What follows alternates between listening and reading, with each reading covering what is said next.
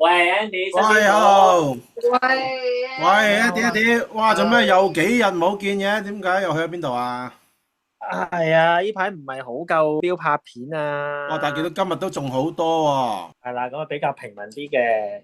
喂，但係見你啲標話，我哋每一集出完都好似轉頭有啲人問我，我再問你又冇咗，去得咁快嘅啲標。係啊，好多靚標其實都有陣時一寄賣啊，或者可能有啲 trade in 咗咧，好快就賣咗啦，係啦，都未出嘅。啱啱頭先有個朋友直接打俾我問我，哇，嗰隻 Omega Panda Ocean 真係我冇咗啦，應該一個禮拜前咁啊。係啊，即係貴，稍為貴少少都賣咗啦，呢排啲標。係咯，咁啊，呼籲下啲都朋友都都嚇多啲拎標嚟寄賣咯喎要。寄賣或者 trade in 係支持下，唔該晒。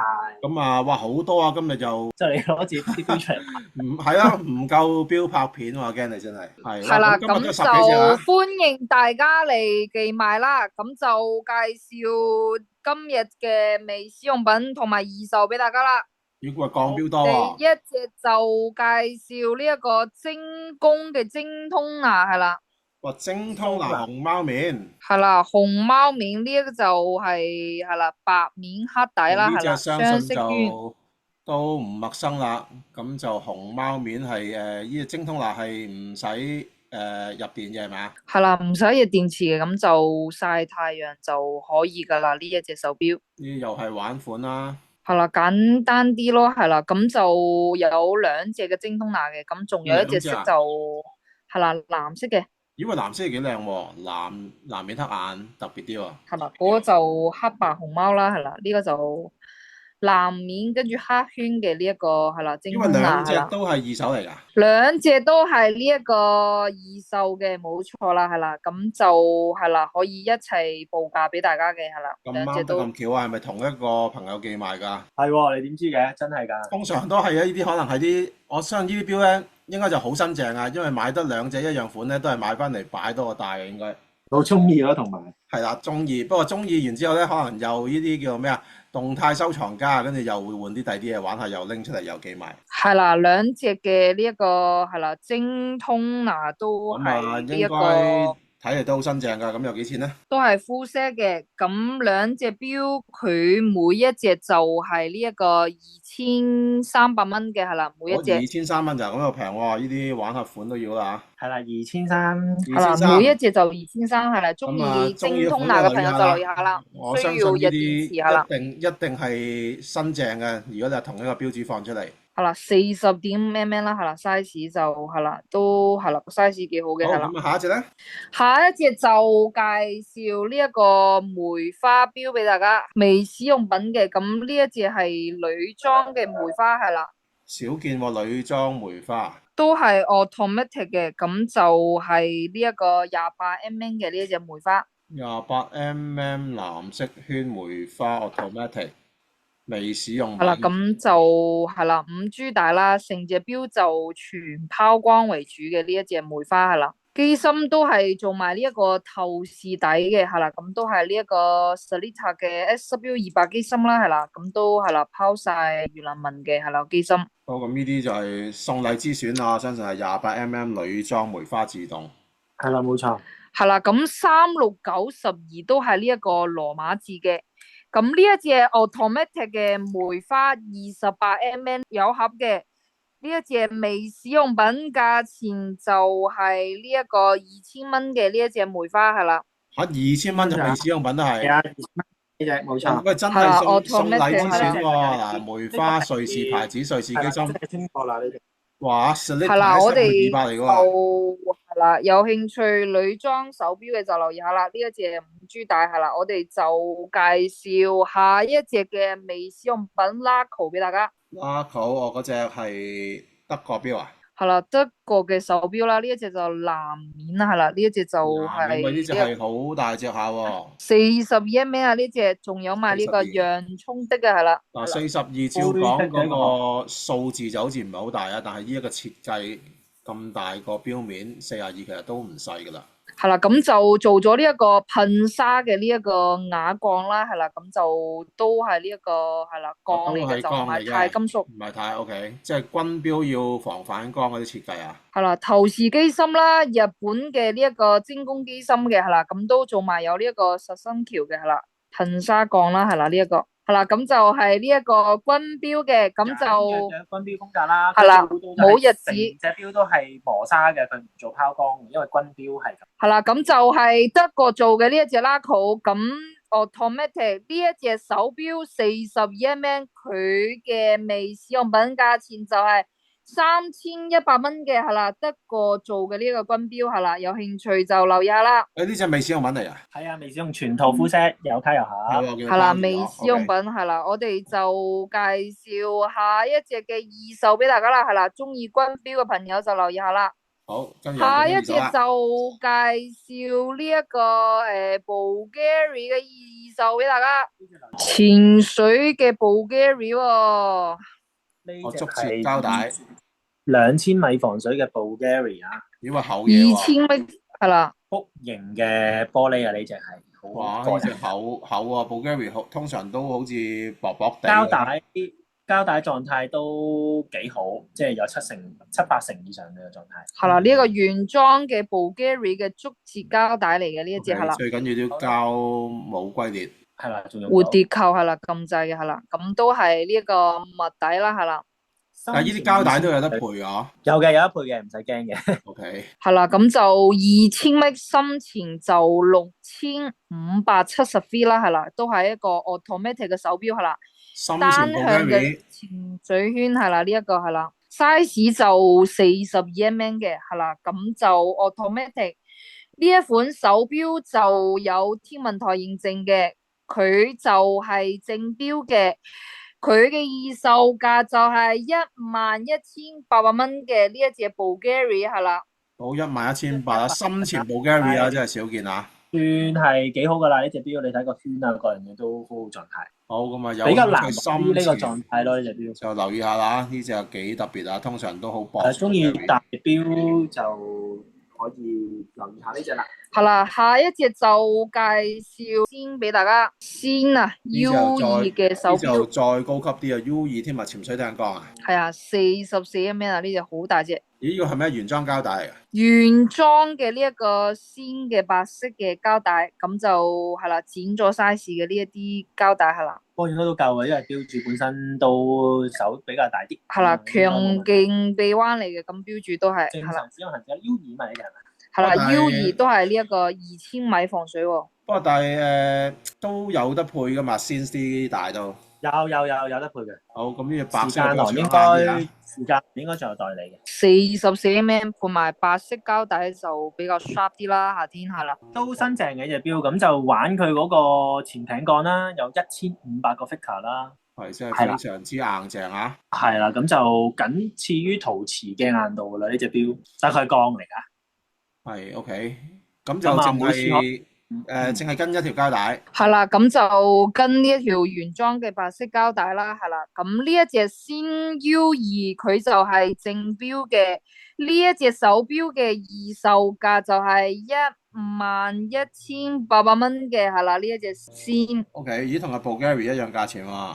係啦，冇錯。係啦，都係呢一個德國手錶先係啦，咁就有興趣先嘅朋友就留意下啦，44mm比較大隻啲嘅係啦。好，咁我哋就介紹下一隻二手嘅 Omega 俾大家。好，哇，好快又到 Omega 啦！呢隻係咩啊？金錶啊。係啦，有一個18K 嘅金圈啦，同埋就係啦，金面配埋呢一個條鑽，係啦，3行條鑽係啦。再加條掌紋皮嘅皮帶啊。係啦，呢一條牛皮嘅呢一個灰色帶啦，係啦。掌紋牛皮。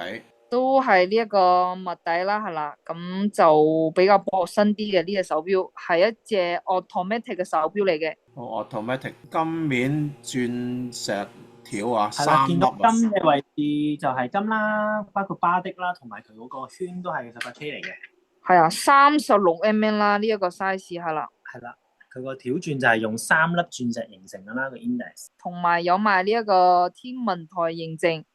係啦，呢一隻 Omega 18K 金鋼配埋呢一個鑽石字，呢一隻錶就係正標嘅，二售價就係8300蚊嘅呢一隻錶。係啦，咁呢隻錶就有享有8折嘅 trade in 嘅，可以換錶服務。哦，有8折係啦換標嘅呢只8300蚊。係啦，冇錯，8300蚊。係啦，一年內有8300就可以係啦，trade in 嘅係啦呢個手錶。好，明白。好，咁就有興趣留意下啦，即係戴一年都係千零蚊嘅啫，講緊。係啦，冇錯啦，我哋就介紹下一隻二手嘅呢一個上尾錶啊，上尾錶俾大家。哦，呢隻二手嚟㗎，哇！呢隻個設計又好特別啦，個錶盤。係啊，佢個狀態有99新嘅，呢隻錶係冇打冇過㗎，就係原始狀態嚟嘅。啊，條錶帶又好特別啊，側埋一邊喎。咁原來我翻查過咧，呢個牌子咧，佢係幫呢個皇室係做皇冠嘅。哦，做皇冠啊！係啊，冇錯。個錶面就係一個所以佢皇冠啦。係啦，你見到佢個錶面好似一個皇冠咁。哦，係喎，係喎，嗰個錶面係一個皇冠嚟喎。係啦，原價係5萬蚊啊！呢隻錶而家。哦，咁就係啦，錶殼就背殼拋光。面配埋鑽石嘅呢一個係啦。錶殼係有個巴的啦，有個寶石喺度啦，寶石同埋黑色冇秒巴的針喎，佢係自動定石英定上鏈嘅？呢一隻係 automatic 嘅手錶嚟嘅，係 automatic 兩隻錶。自動錶嚟嘅，冇。係啦，size 就38mm嘅呢個 size 係啦，係啦，咁上尾呢一隻手錶佢就係呢一個正標嘅狀態有9成9新嘅呢一隻手錶，佢嘅二售價就係9300蚊，係一隻 automatic 嘅手錶嚟嘅，係啦，背殼面配埋呢一個皇冠，係啦，有埋啲係啦鑽石嘅，係啦，哦，佢係背帽面嚟嘅，原來。係啦，背殼面嚟嘅呢個，冇錯。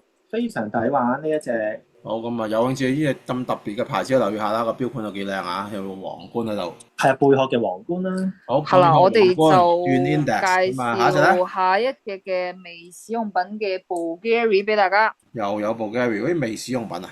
呢隻係一隻計時錶嚟㗎。咦？係啦呢一隻係微使用係有，我以為二手添。係啊，男女都適合啦，呢隻就佢個 size 係中 size 嚟。哦，即係30零啊，38度啊嘛。係啦，冇錯。我戴就啱啱好大。係啦，呢一個殼型就係會比較大隻啲嘅，係啦，呢個殼型。其實呢啲殼型我戴都戴到其實。係啦，襯翻呢個蝴蝶扣嘅，係啦，完全唔晒嘅。如果再大因為佢一個撐開咗啊嘛，個耳仔嗰度。係啦，冇錯，係啦，加埋佢有咁都係扣，應該隻手翻上一大都 OK 嘅。錶帶就冇扣過嘅，全部。佢幾靚仔喎，都呢隻。原裝嘅 Bulgari 皮帶，鱷魚皮帶啦。係啦，黑色嘅呢個原裝鱷魚皮帶啦，係啦。咁啊，呢隻係一隻計時錶嚟㗎。咁我哋呢度就唔試過計時啦，因為未上年。係啦，automatic 嘅。係啦，咁啊好特別，佢個錶面黑色啦，撞翻個銀色嘅字釘啦，全部都係咁啊，比較 sharp 啲嘅，睇落去就一有光就會好靚㗎啦。幾流線啊！設計個錶殼，你見到嗰啲都係有啲直紋拉絲。係冇錯。係啦，呢一隻 Bulgari automatic 嘅呢一款計時手錶，佢就係 full set 嘅微使用品嘅。呢一款手錶嘅微使用品價錢就係9800蚊嘅呢一隻。減價貨品啊，呢隻就。咦？哇！咁又真係平喎，計時錶喎，講緊自動喎。係啊，微使用品喎，仲係 Bulgari 喎。係啦，我哋就介紹下一隻嘅二手 LV 嘅手錶俾大家啦。平咗咁多嘅 Bulgari，仲平過啲二手啊。係咯，仲平咗二手嘅啫。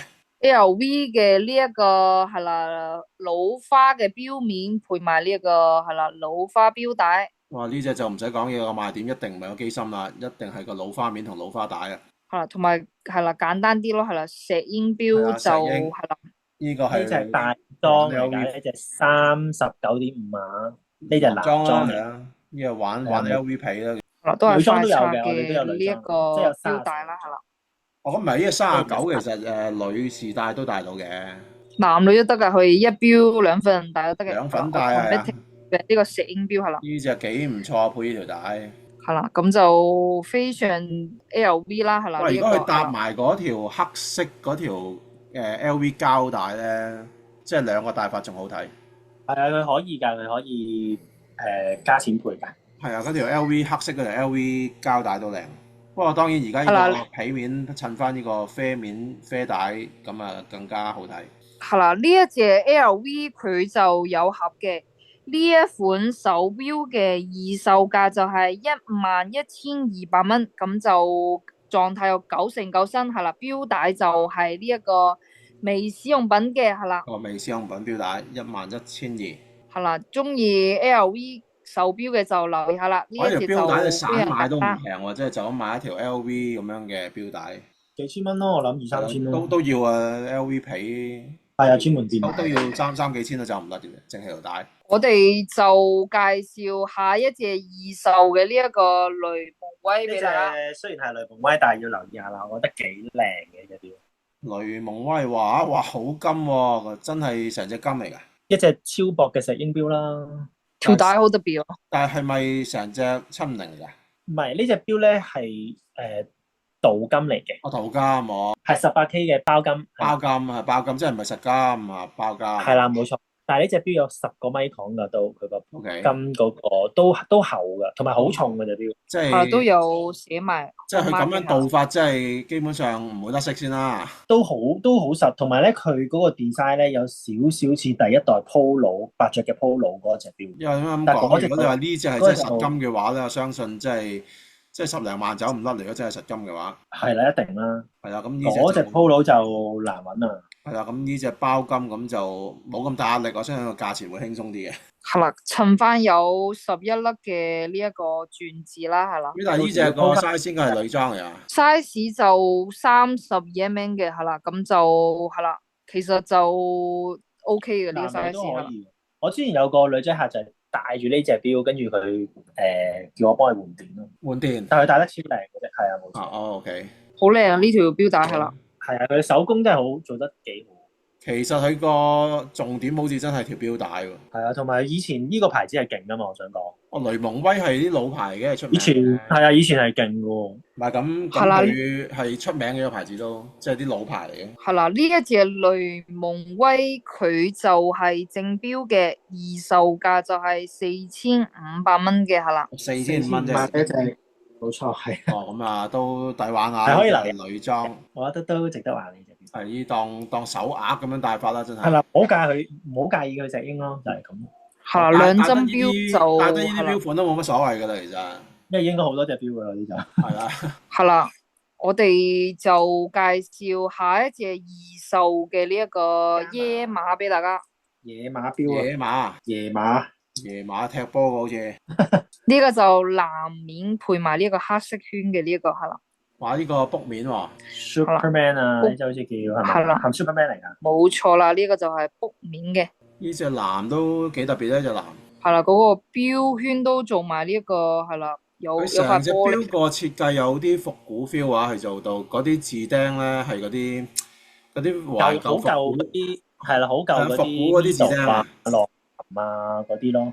係啦，復古嘅呢一個，即係70、80年代嗰啲錶嗰啲設計啊，啲 index 係用呢啲咁樣嘅字釘。好復古味，法國牌子啊，呢隻係野馬，法國製造啊，再加埋嗰個卜面都合襯啦。仲有一隻㗎，俾埋大家睇下啦。有兩隻㗎，係啦。咦？我又係呢個就咩？又係未使用品嚟㗎？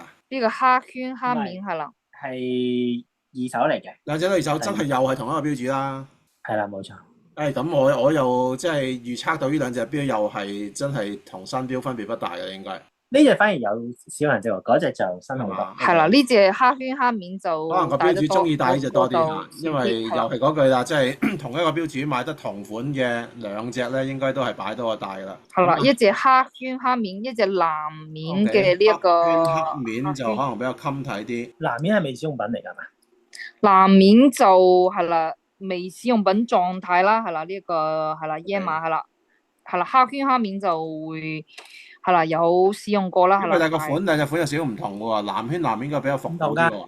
係啊，唔同㗎，唔同個字釘。黑面嗰隻個字釘都唔同喎，但係大家都係卜面啊。係啊，條帶有少少唔同咯，同埋條帶呢個板帶一個珠帶係嘛？呢個 size 係咪一樣㗎？係啦，咁左邊呢一隻藍面黑圈就係大少少嘅，係呢一個40mm嘅，係啦。右邊嘅黑圈黑面就係38mm嘅，係啦。你睇唔出喎，即係可能角度問題啦，感覺上好似黑色仲大隻啲。呢兩隻手錶，右邊呢一隻黑圈黑面嘅二售價就係呢一個6800，都係呢一個 full set 嘅，係啦。咁 full set 有冇藍色嗰隻咧？新啲嗰隻有幾多錢咧？係啦，藍圈黑面嘅呢一個係啦。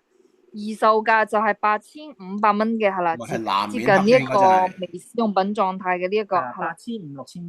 8500就係藍面黑圈，6800就係黑面黑圈。鋼帶啊，係啦，冇錯，係啦。原裝鋼帶。法國嘅呢一個手錶係啦，有興趣就留意下啦。留意下啦，兩隻可以都比較下，睇下邊隻好啊。好，我哋就介紹下一隻二手嘅呢一個 Laco 俾大家。有 Laco？呢一個係一個青銅錶嚟個。哇！呢隻出名喎，呢隻。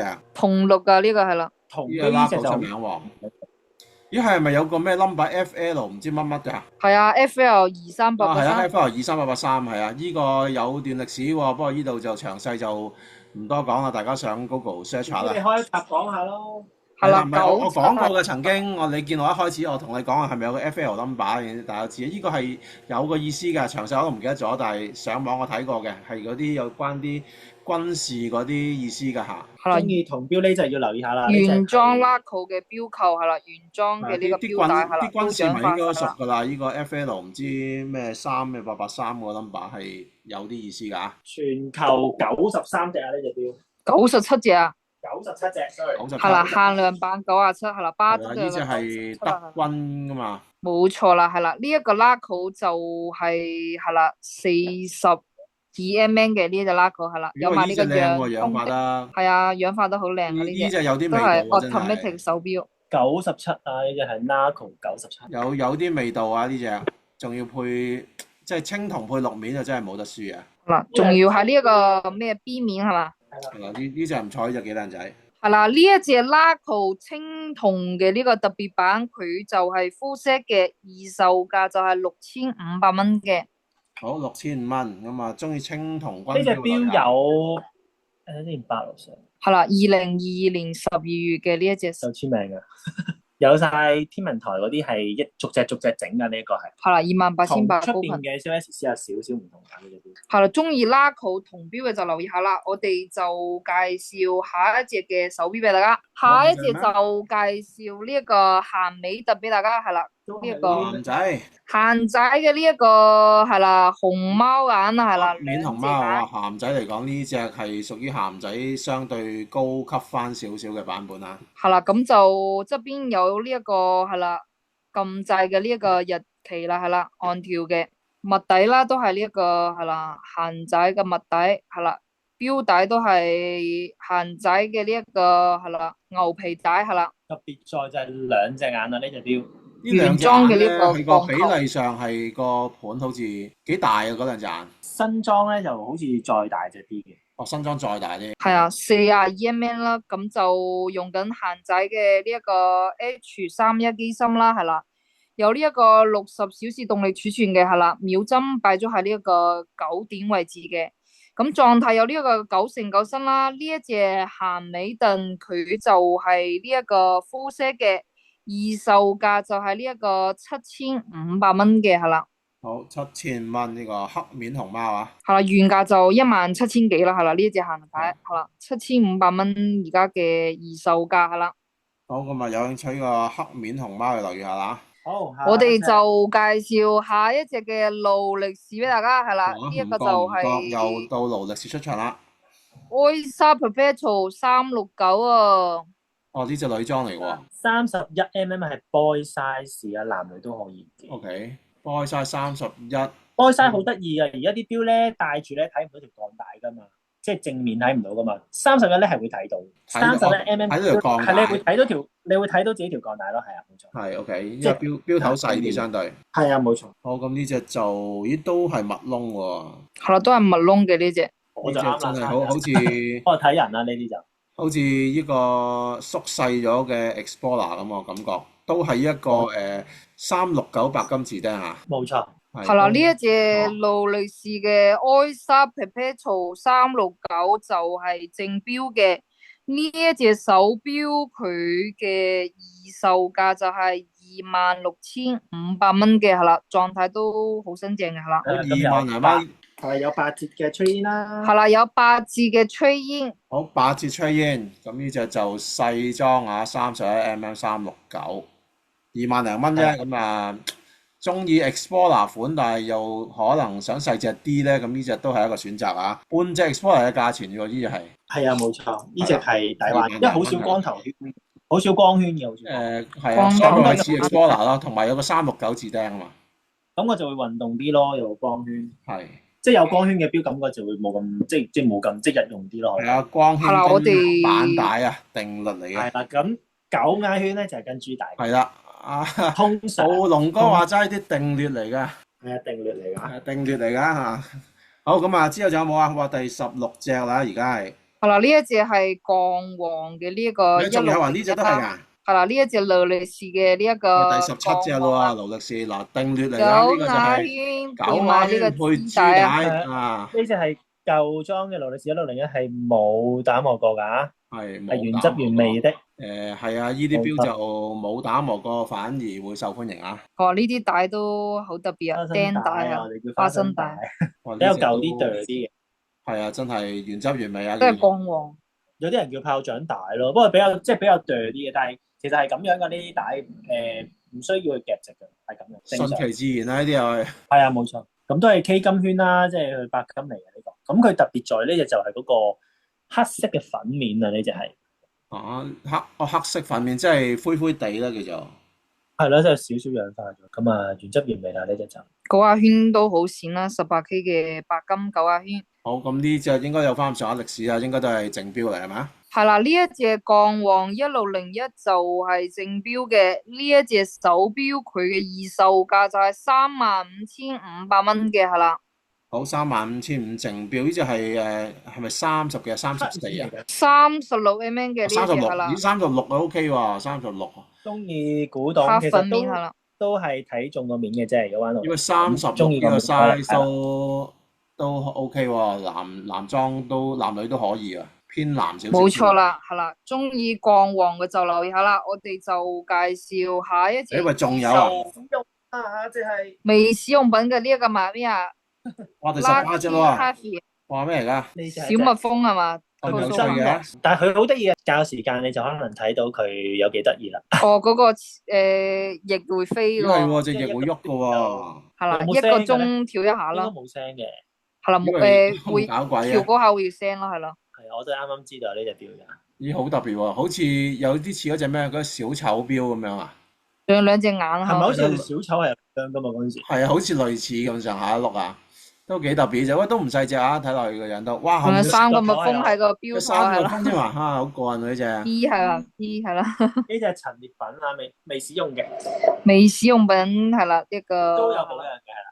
好，咁即係幾有趣啊！ full set 陳列品咧，你就係啦，size 都係啦，大隻嘅係呢一個44mm 喎，呢一隻 Lucky 44 Heavy 係啦，哇呢啲係呢一個小蜜蜂啊，男裝係啦，呢個幾係啦好有趣嘅呢一隻男裝錶。係啦，視就係左邊係，分就係右邊係啦，咁都係一隻 automatic 嘅手錶嘅。呢一隻 Lucky Heavy 佢就未用品嘅價錢係3800蚊嘅呢一隻手錶係啦。3800蚊，咁啊有興趣就留意下啦，3800蚊幾得意啤嘅公仔。數圈都特別係啦，一個 V 字係啦，凹凹凸凸嘅係啦，呢個錶圈係啦。下一隻二手嘅呢一個勞力士俾大家，仲有係啦勞力士，咁就喂，第19隻咯喎，夠鐘喎，快少少啊！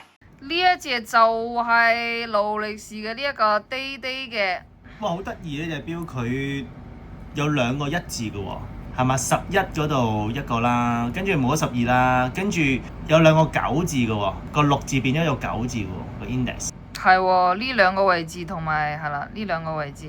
係啦，呢個就叫做阿拉伯數字面啦，即係佢哋舊款嘅。呢隻錶嗰個型號咧係118205啊，喺市場上係好稀有嘅，同埋黑面係好少量啦，因為黑面再配玫瑰金或者金係特別好睇嘅。係咯，黑面梅金就好襟睇啊，係啦。生產年期咧係得10年嘅咋，係啦，咁佢就由2000年去到2010年就停咗產啦，之後一直都冇呢個叫做光圈嘅 Day Day 冇出現過㗎，從來都。光頭圈 Day Day 係嘛？係啦，冇錯。咁睇落就會比較運動啲啦，即係冇9瓦圈嗰啲咁多啦，出邊係啦，即係日用都可以啦，呢隻就。